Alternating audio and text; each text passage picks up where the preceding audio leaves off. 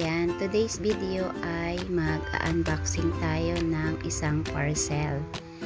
Ayan, dumating kaninang umaga pero nakapangalan sa akin.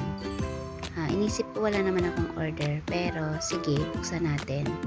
Pero bago ko siya buksan, tinawagan ko na yung asawa ko dyan kung para kanino yung parcel na yan kasi nakapangalan sa akin. At ang sabi niya nga ay para sa'yo yan. At ito na nga, ito pala ay isang shoes. O diba? Actually guys, itong shoes na to ay tinuro ko sa kanya sa Shopee. Sabi ko gusto ko to at next time ko na lang siya bibilhin kapag meron na akong extra budget. Pero ito na nga, binili na niya sa akin ang shoes. O diba? Nagustuhan ko yung color niya guys kasi color beige siya na parang light brown. Pero ang nakalagay sa kanyang color is color khaki.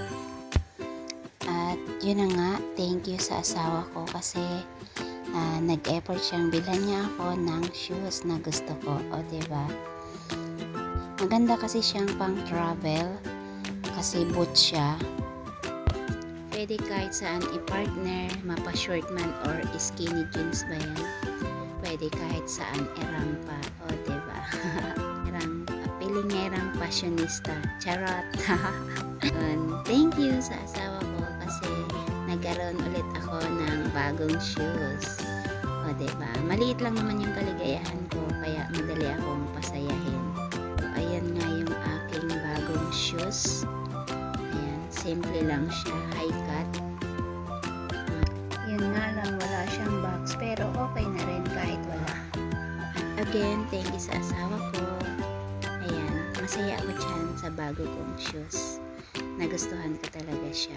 Hindi pa kayo nakasubscribe sa aking channel, please click notification bell down below para updated kayo sa aking mga videos na gagawin pa dito sa aking channel.